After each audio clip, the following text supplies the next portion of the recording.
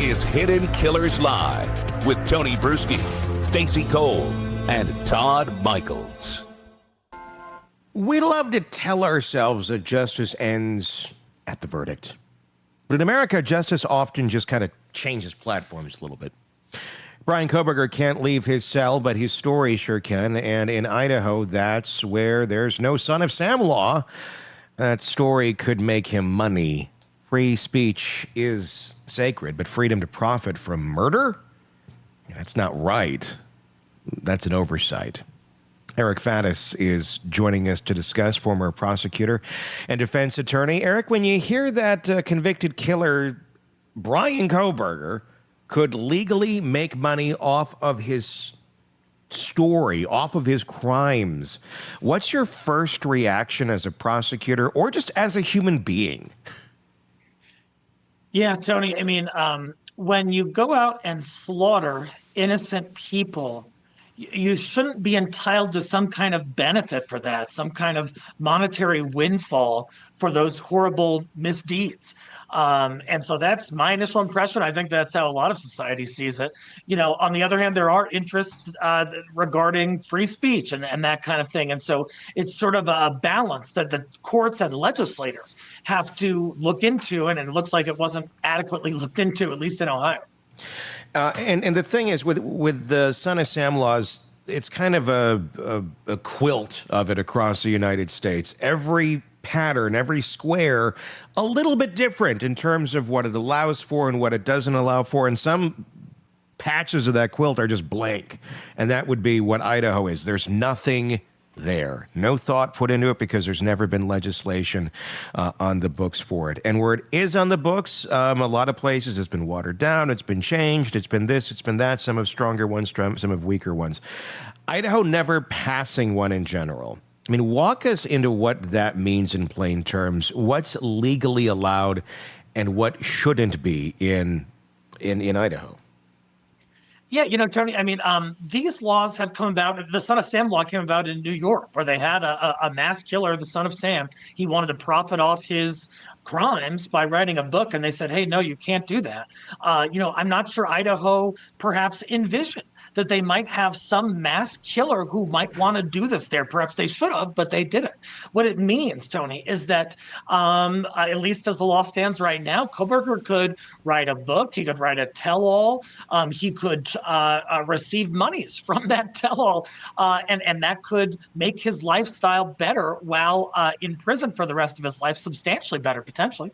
Can we talk about what that means? Sorry about that, Tony. Can we talk about what that would mean for his life in prison? If he's got more money, how much of that would he even be able to use? Would it even be worth it to him? Stacey, I think it would, because, you know, there are a number of ways you can improve your situation while in prison. One is just through basic commissary. He would have the ability to kind of purchase the goods that he wanted, higher end food items.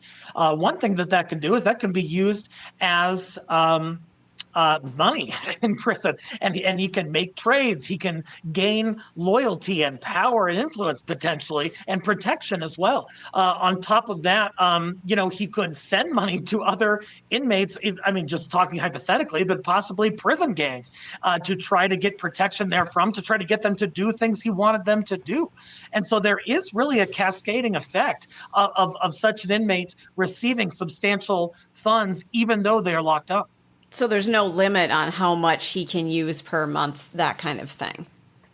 There may be institutional limits at different facilities, but that being said, if you're sitting on, you know, tens or hundreds of thousands of dollars or more, and you're going to be in there for the next 40 plus years, that has a cumulative effect over time. It's almost, I mean, I guess the way I would try to think about it would be almost like a video game. You're playing in the world of that prison, and there's certain limits as to what you can put into your container of goods of what you can add to it. And if you got, you know, enough points or whatever in the game, you can max that out. You can, you know, get everything you need, everything that you could possibly within the confines of the limit. So, you know, it's not like he's, you know, going to necessarily be buying a Rolls Royce and be, you know, going around the prison yard. But, you know, he could have, you know, whatever top items there are, and all of them, and use that as currency, and use that as status, and use that as comfort. I think at the end of the day, I think that's the biggest thing that people are angry at, is the idea that he can still maintain some level of comfort behind bars. Let's speak to that a little bit, because there are limits, like you said, in prison cells of what you can and can't have. I mean, what's been your experience when you've had clients, or you've dealt with folks that have been behind bars? What has shocked you the most, in your line of work, where what you see going on behind those bars in terms of creature comforts that maybe the outside world is not super aware of? Within those prison walls, within jail walls, and any sort of correctional institution, you'd be surprised how valuable like a honey bun is, or how, these folks, there's a scarcity of sort of delightful food items, and you'd be surprised how far it can go and how much you can gain from having possession of these things, trading them for favors, for protection, for other comforts. And then you got to look to the outside the walls of that correctional facility. There are transactions that are made all the time. There are agreements that are brokered within the facility, such that, a person who has funds might send some of those funds, or direct them to be sent to an inmate's family outside, or an inmate's friends or gang members, potentially, to pay their bonds, to pay for legal fees. There are all sorts of transactions that happen outside the prison walls as well, that are contemplated by a prisoner who acquires substantial monies. How is it that we have a state like this? Because it's not like Idaho is short on crime. I mean, Idaho has its fair share of crazy folks. I mean, people kind of go to that part of the country when they're not in the best of mindsets. Like, I'm going to go off here, be by myself, and then, well, shit ends up hitting the fan for many of them. Why do you think it is that that state just doesn't have any sort of law like that on the books? Is it ignorance? Is it politics? Is it fear of being called anti-free speech? What's your conjecture on it, Eric? It's a bit puzzling, Tony, because we've had this issue arise decades and decades and decades ago. It came about with the Son of Sam issue, and that was in the 70s. It's 2025 right now. You would expect that a legislature would say, hey, yeah, a criminal should not profit from the crimes that they did and get a ton of money from it. But perhaps there were other legislative priorities. Perhaps they didn't foresee that kind of thing happening in their state. It's not Los Angeles, it's not New York, that kind of thing. But that doesn't excuse this kind of omission. It seems like it should be in place everywhere, and it's not. And now we have a criminal who might make a shit ton of money off of slaughtering these 4 innocent college students. Well, it's a weird thing, because the argument, well, it's hampering free speech. I don't know that I agree with that, because if you were to have, in the states that do have these sort of things in place, it doesn't prevent someone from sharing their story. I mean, and the purpose of that would not be to prevent him, if he wants to go do his tell-all, do your tell-all. You just can't make money on it, basically, is what it would state. But it also... Here's, I guess, how it could hamper it, but then you have to go back to motivation of somebody trying to profit off of the murders by getting information directly from the killer. Because if you have a law like that in place, great, the killer can't profit off of it. But you know who else can profit off of it? The people who are spending the time making it. So the creator, if you will, that wants to go in and do the tell-all story with Bryan Kohberger also couldn't take that information, couldn't take whatever they gleaned off of him, and then go and write the book and publish it, because and then profit from it, because that would have been directly from him, from what he has contractually agreed to give that creator. So that pretty much takes away the incentive, if you will, for any sort of creator, publisher, whatever, from wanting to go in and have that conversation, because it's not profitable. And at the end of the day, that's what drives all of it. People are going to want to make some money if they're going to put their time at it. So at the end, then, Nobody wants to tell the story because nobody's making money. But is that story worth being told at some point in time? I guess that is the conundrum and where the free speech argument comes in. What's your thoughts on that kind of vicious circle that creates? Yeah, Tony, I hear you. And MNT7949, thanks for the shout out. Glad you're here. So when it comes to free speech stuff, I'm aligned with you that, hey, these people should be able to express themselves in terms of making statements about this matter of public concern, this crime that they committed. But that's where the line should be drawn is the making money piece. When you think about things like other expressive activity under the First Amendment, you can make provocative, risque art, but you can't make child exploitative material and say, oh, well, it's just expressive. I'm just expressing my free speech. The law does draw lines there. Free speech is not absolute. And I think the line that is being established, hopefully, is criminal profiteering. So, yeah, you can talk about your crimes, but you can't cash in on them after the fact. But there are, like you said, sort of workarounds where different producers and media teams can, in a roundabout way, try and profit from that. And, who's to say that those profits would not go to Kohberger's family, would not somehow, through a convoluted chain of transactions, get back to him. There are a lot of issues that abound when we talk about these productions of art regarding these crimes. Stacey, do you have a question? I do. I want to know, can the families get out ahead of this?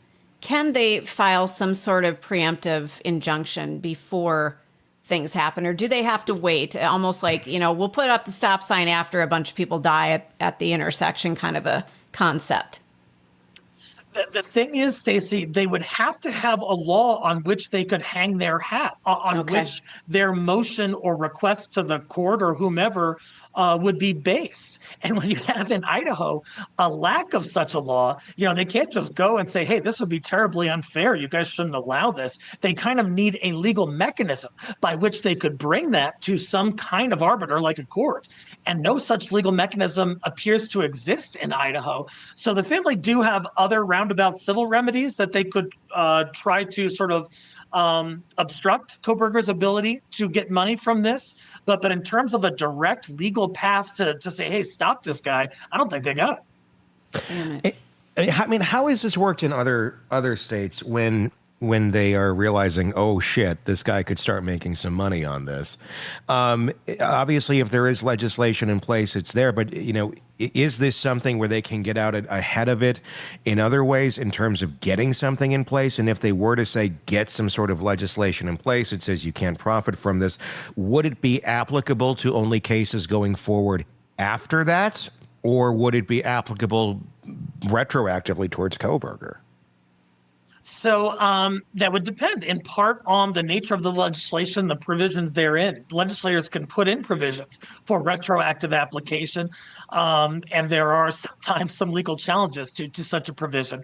But even if it was only prospective prohibition of saying, hey, Kohberger, you can't write a book and make a bunch of money from it, if they were able to get that law in place before the book was published, that would still probably prevent any criminal profiteering from some subsequent piece of literature, if you want to call it that. So it is possible, if the legislator acted quickly, that they could try to improve this issue, but they haven't.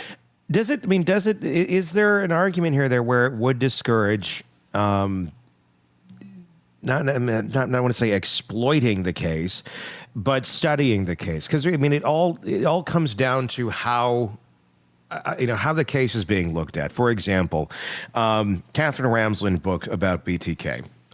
That was a very clinical look at Dennis Rader. Rader is, I don't know the monetary logistics of it all, but I don't believe he profited from it from any way, shape, or form. I'm going out on a limb and guessing she did, because, she's a clinical psychologist, a forensic psychologist. And I'm not saying that's wrong that she did. She's doing this from a very clinical type place. She's not coming to it from a a creator, a podcaster, a whatever, some News Nation, whatever it may be. It's a very different way, shape, or form. Should there be, and I guess are there any provisions in the states that do have these sort of laws in place that recognize the difference between someone that's, strictly for profit, we're creating entertainment, we're creating things for people to consume and making money off of it, versus I'm creating this, going to make some money off of it because my time is valuable, but I'm coming to it from a more clinical type standpoint. And that's exactly where the tension lies, Tony, because on the flip side of this issue, we want public access to information. The entire world, including the victims' families, we're dying to know sort of Kohberger's motivation behind this, the way he went about it, the details of it, whether he had anyone helping him. That's important to know, just from a epistemological standpoint, but also from a preventative standpoint. Hey, how can we stop this in the future? What red flags can we jump on? That were elucidated during this during a piece that explores how this came about and who this criminal was. That's certainly important, and I think really that the line that's trying to be drawn is that criminal profiteering line, where they're saying, "Hey, you can investigate, you can do a social sciences exploration of what happened here, but Kohberger can't be receiving funds directly from it." But then there's always the potential workaround of him indirectly receiving some kind of benefit. There's always going to be loopholes and stuff. I'm sorry. Go ahead, Stacey. Yeah, thanks, Tony. I'm curious. I don't know a whole lot about our penal system, about what it's like to be incarcerated. Somebody like Kohberger, where he just said, okay, I'm guilty. We're going to skip the trial. We're not going to see what I did. We're not going to see my motivation. Can they send somebody in to evaluate him and get these details? They've got some of them, obviously, but to actually release them as data for prevention, things like that, to maybe circumvent writing a book, that here is his case study. We went in, we figured out what was going on with him, and here are the facts. Stacey, I'm not aware of any legal impediment to someone going in and trying to do that, except that you have to have the declarant's cooperation. You have to have the criminal's cooperation. And so how do you get that? Is he going to do it out of the goodness of his heart? But he likes the limelight, though. He likes the spotlight. He may like to be featured in some scientific article. So if you took it from that aspect, he might jump all over it. All about the approach. How you pitch it, basically. How you pitch it to him. Completely true, because in part, as you know, Stacey, he was a PhD student. He at least has some ostensible interest in the scientific studies, and so perhaps you could persuade him to do it. But if he's like, "I'll do it. I'll give you an interview for $5,000," that's going to be a non-starter. And that's the thing. If you were to go into him and you were to pitch it as this is for science, it's like the Michael Scott check. I'm writing this out to science. It's maybe you could sway him, but if there's an option of, why would I give it to you when there's this other creator over here who's willing to give me all this and basically keep my canteen filled for life? Why would I give it to you when I could give it to them? At the end of the day, they don't care. The information is going to get out in some way, shape, or form. That's why it's important to have something in place. So there is less choice. If you want to tell your story, you can tell your story, but you're not going to only take the paying options here to do it. You've lost that ability when you were found guilty or you admitted guilt in this case. Why is it, do you think, Eric, that we don't have national laws on this? Why? I mean, is this something that needs to be state by state? Because we have obviously judicial systems that are based state by state. Obviously, we have national charges too. Or federal charges, or you have state charges, and then everybody's in on different types of charges. So would it be difficult to basically have a federal mandate that says, well, this is how this works, if they're in on a state charge like Kohberger is? I think it's a great question because I also don't see any legal impediment to having a national law about it. And in fact, there's probably some political will on both sides behind that. Not a lot of people are going to object and say, no, I want this killer to make thousands of dollars. It seems like that would be a relatively easy thing to get the political will to support. And Ruth City makes a good point in the comments, too. She mentioned that Kohberger didn't share his motive and he will use that for a cash grab later. That was my suspicion. When such provision was not included in the plea agreement, they could have said, hey, in order to get death penalty off the table, you got to tell us your motivation why you did this. They did not include that. And I was wondering if Kohberger was keeping that close to the vest for a possible payout down the road. Why do you think they did that from a legal standpoint? Why on earth do you think the DA, who I've called Santa Claus several times in this because he has the Santa Claus beard, why do you think they didn't put that in there? The families wanted it. I think the public wanted it. I think humanity wanted it. Was that, I mean, it's quite an oversight to say it's just an oversight, but why on earth do you think that they did not make him talk? If you want to take this plea, great, but you're going to talk like they did with Rader, like they've done with others. With him, it does feel like he got off way too easy without having to say anything. I don't know. Was it just the lack of motivation on the part of the DA or the prosecutor? I don't know. What's your take on that? It's hard to say. I can only speculate, but I'm wondering, that's not a terribly common provision to be in plea agreements where the defendant has to give his reasons for what he did and talk about his motivation. However, it's not unprecedented. Like you said, it's happened before. They can build that into the plea agreement. I don't see any constitutional issue with that at all. And, if you want the death penalty off the table, why don't you come and at least tell these families, give them some peace of mind as to what happened and why you did this. I'm wondering if the prosecution was just sort of getting close to the trial. It was going to be a huge nationally publicized thing, a lot of pressure, a lot of stress. And I'm wondering if they went to Kohberger and said, hey, we want this provision in there. And he said, I'll plead guilty to the 4 murders, but I'm not doing that provision. And they said, well, this is the best outcome we're going to get aside from going to trial, so we'll take it. Yeah. So they should have called his bluff on that. I mean, at the end of the day, I just I think will always, I know it's bothered so many people, and I think is one of the biggest mistakes in the way that case was handled. The reality is with all this, even if there is a law that's in place, even if there is some motivation here, and hope to God there is, so if there's any case that would drive some sort of legislation to be in place fairly quickly, I would think this might be the case for Idaho to get something on the books. Yeah. But at the end of the day, even if that is on the books, it doesn't stop anyone from going, I'm going to go fill Kohberger's canteen. And the reality is that is happening right as we speak. That's kind of what brought this conversation to light, is there's still a lot of pro-burgers out there. And I mean, there always has been these people. This goes back, as long as someone's been incarcerated, there's been some whack jobs out there that want to get married to them and somehow think they're innocent, and, they exist. I mean, to me, it's like, see something, say something. Those are the unstable folks. Maybe we should lock up as well, because there's something wrong with you if this is what you're doing. But we don't live in that type of society. That would be the Tony land, which I don't think anybody wants to live in other than me. But the thing is, people can do that right now. There's nothing in place stopping that. Should there be something in place that stops the general public from having that ability to just on a whim go to the prison's website or however the hell they do it, and dropping money into the canteen of somebody that they feel sympathetic to? Or should that be limited to direct family or things of that nature? I'm not saying it has to be impossible for that to happen from the outside.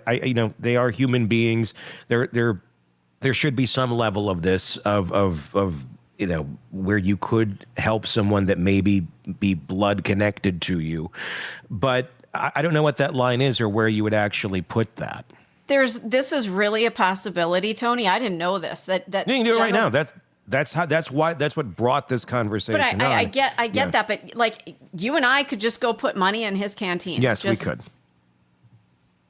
Do it for anybody. You could propose marriage to him right now, Stacey. That will never happen. I'm not saying you would, but I'm saying you could. Are you sure? Todd, you shut your hole. Your word hole needs to be quiet. How much have you put in Luigi's canteen so far? The guy works out. He's stacked. Okay, That's back it up. Hit the button. Yes. Okay. But I had no idea that the general. Thank you, Todd. Yep. That the general public for any inmate could do that. I knew that people were giving money to Kohberger, but I thought maybe that was just people who were in his family, that kind of thing. I didn't realize that it was general public that could go and say, you know what, I've got an extra $40 this month. And unfortunately, that's what's happening right now with Bryan Kohberger. And that's just sickening. How is that even possible? Again, like you said, Tony, these people are human. They do deserve basic things. But where are we drawing the line here, folks? It's like the more infamous you are, the more you're going to get. Yeah. Yeah, it's definitely something that can be done right now. Luigi Mangione is getting a ton of love while incarcerated pending his charges. And it'd be really a sticky situation to try and have a law that says, hey, Joe Smith, who lives in Idaho, you can do pretty much whatever you want with your money, but you can't give it to this guy. And Joe Smith might say, hey, what the heck? I see this differently. I think that the guy is innocent or whatever that they might think.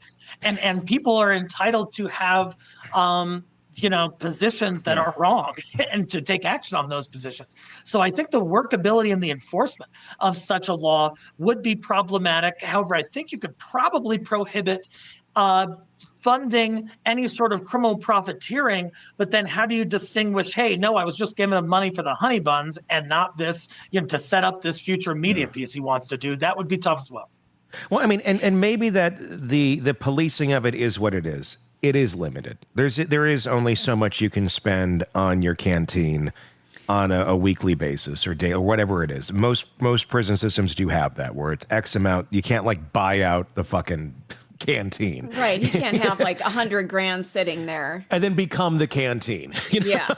Because if you had that, then, that you could do that. If you have endless funds, I'm going to buy everything. And then you can jack up the price and then resell it from your cell or, get shanked and have somebody steal it all from you. But I mean, that's where the regulation does come into place. But then it does give them an endless supply of whatever they want, within the means of that system. I don't know that there is a true mechanism that would truly stop this, because when you say, if you were to look at this case, Kohberger, you go, yes, heartless, evil bastard, no food for you. But that's my opinion. That's pretty much, I think healthy society as a whole's opinion. But how do you regulate it? How do you say, well, this guy is like this, but this guy who's also in here is like this? But if there's empathy over here for this person, maybe a lesser crime, how do you distinguish the two? You really can't and say, well, because this person gets this, then you can't get this. It creates far more issues than it actually solves, I think, at the end of the day. And then we get lost in the minutia and the chaos. And maybe that's the answer. Maybe that's why Idaho hasn't done anything, because they're like, it's just more chaos. We're just going to limit you to like $40 a week and that's it. I don't know. If I may, there's one way that could help prevent Kohberger from criminally profiteering from this, and it's sort of referenced in a comment from Shanna Edwards. So sorry for the loss of your niece, where she says the defendant was ordered to pay what he owed from his own funds in his commissary, and that is what could happen here if the families sue Kohberger for wrongful death and prevail. Then they would have a judgment against him. And then any funds going to him could be subject to garnishment or complete depletion based on this outstanding amount that he owes. So even though you can't do it in a direct or it'd be hard to do it in a direct legislative way, you can do it in this roundabout civil remedy way. And I imagine the victims' families are thinking of doing just that. Well, I mean, that's how that's how it works right now with the judgments, and that's why Kohberger is making that argument in court of, well, these families are made whole by GoFundMe, so I shouldn't have to pay anything in judgment. Right. Like, no, you should, because the way it's currently structured is 20% of whatever is in that account that you have is going directly back to the families to pay that restitution. Lori Vallow-Daybell trying to make the same argument, going, I'm in prison, I don't have any money. Well, guess what? Any money that does go into that account, 20% has to go back. And that's just how it's structured. One could argue, well, maybe it should be 100%, maybe it should be 80%, maybe it should be whatever. I feel like it should be a hell of a lot higher than 20%. But essentially, it's like wage garnishment at that point. And that's really what it is. But when you're behind bars for something like this, naturally we want to see the person burn. And we want to have very, very little leeway, very little room for comforts. But again, that is how our system works. And that is why they are arguing, why am I paying these why should I have to pay? You're getting paid this or that. Because it's on you. Because someone paying your fees doesn't wipe your responsibility off for it. But with that being said, again, is this something that because every state, every system is so different, do we really need some sort of just national guideline, some sort of national law that says, here's how it works in this country? Would that fix a lot of these state-to-state issues? I think totally. And when we're talking about, what laws ought to be federal, what laws ought to be state by state, if it's a matter of a local concern, for example, when it comes to certain agricultural practices or certain mining practices, natural resource practices, that kind of thing. That's kind of a state-to-state thing. So, some localities might say, hey, this industry helps our state and we want this kind of mining, whereas a second locale might say, hey, we don't want that, and that's a state-by-state issue. But here, there's no such matter of local concern that would dictate that such a prohibition should be state-by-state. It seems like criminal profiteering is wrong, any which way you look at it, no matter what state you're in, which would militate in favor of some sort of federal legislation. Damn it. So it's a messy one. Because it's easy to go down the road of emotion on this, but then you got to look at the bigger picture. How would this, you legislate? You can't just legislate for one inmate. And right. That's the reality of it.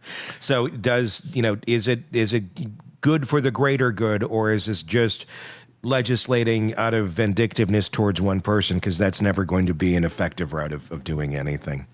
I also wonder, I just want to throw this in. I also wonder how much Kohberger, whether there's money involved or not, would just want to do this to get back at the families and feel some sort of control over the way this thing all laid out. That's a great point.